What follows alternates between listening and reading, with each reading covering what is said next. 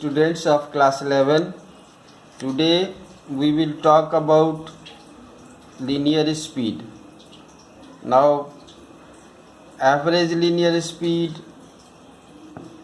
is defined as the rate of distance covered computed over a large interval of time. It means that when you are finding a speed which is computed for a large duration time, say for example you have made a journey of 12 hours and then during this journey you have covered a distance of 10 meters, then your speed will be 10 by 12 hours converted into seconds, means 12 into 60 into 60, that many seconds. So your speed is as small as the speed of a snail.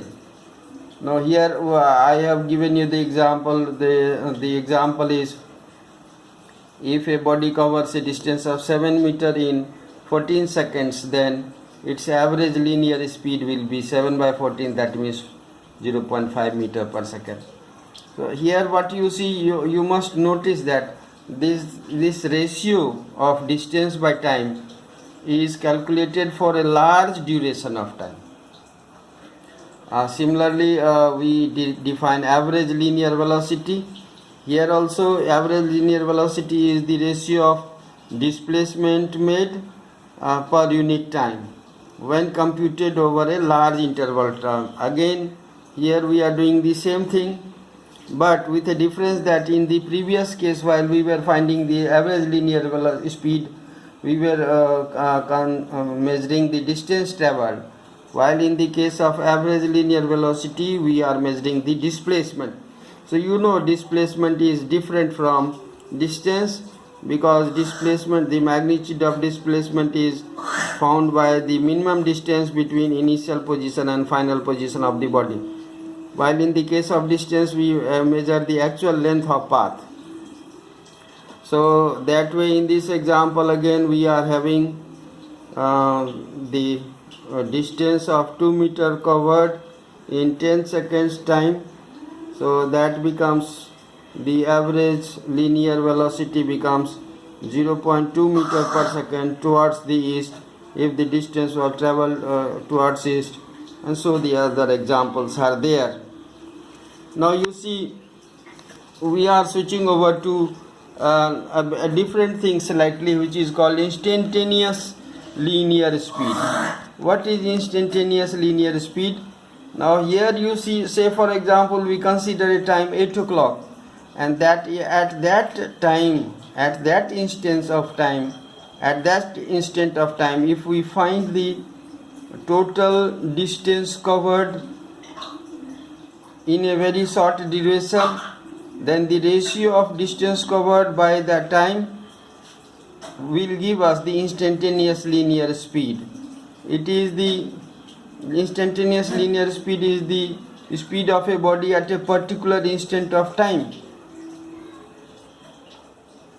defined as the rate of linear displacement, linear distance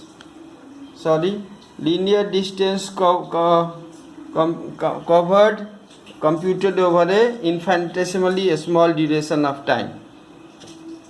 So that way here it is distance, and that way we can compute the average instantaneous linear speed, and in this case we are having the time duration is very small. Now we mathematically express it as instantaneous linear speed is equal to u is equal to limit delta t tending to 0 distance by time. What is d is the distance covered and delta t is the time lapsed. Say for example here we are considering a case if a body covers 0.1 meter in 1 by 10 second of time at 8 am, then its instantaneous speed at 8 am will be limit delta t tending to 0.1 meter divided by 0.1 second becomes 1 meter per second. So that way we find the instantaneous linear speed. Okay, now we are having a graphical representation of these terms so far studied. Now if we have a distance time graph, as you see in this figure, the figure on the left hand, then distance time graph for uniform motion will be always a straight line.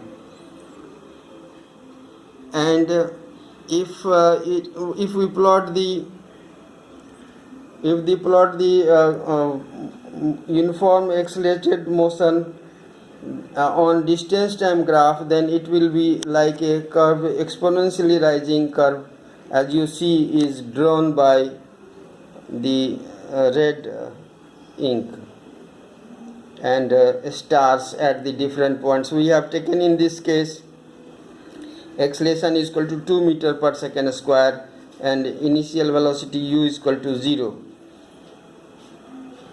For that case we are having this graph for uniform acceleration.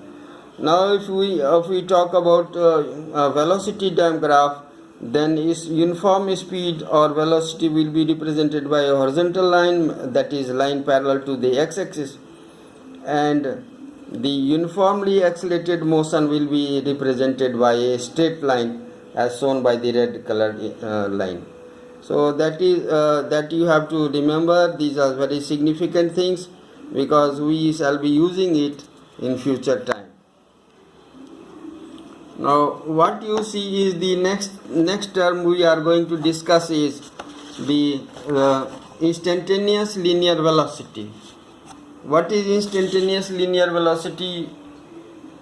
It is the ratio of instantaneous linear velocity is the ratio of the displacement made by the body in a very short interval of time. For example, let us say we consider a case that if a body is at any point of time, say at 8:30 p.m.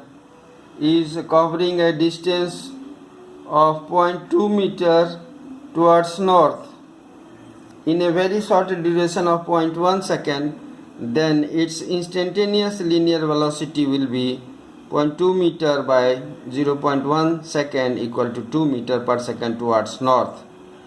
At what time? At 8:30 p.m.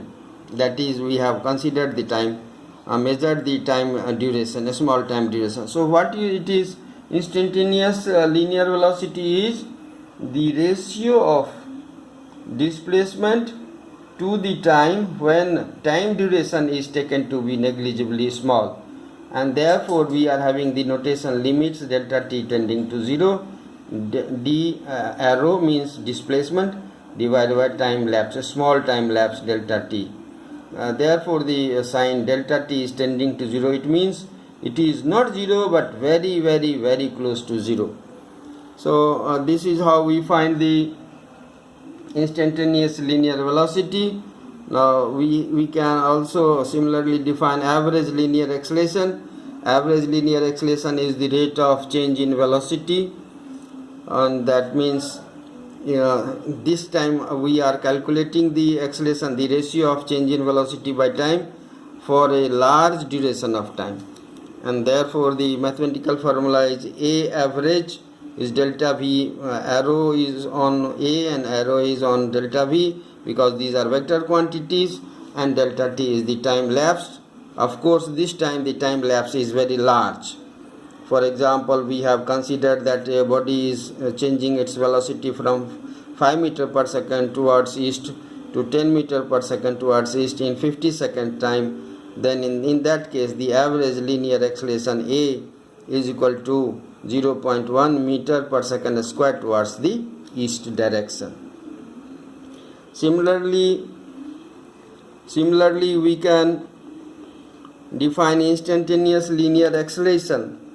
What is instantaneous linear acceleration? You see, in this case we are doing the same thing. We are finding the ratio of change in velocity to to the change to the time taken, but the time duration is taken to be negligibly small, and therefore in the formula you see instantaneous acceleration A is equal to limit delta t tending to 0 ratio delta v by delta t.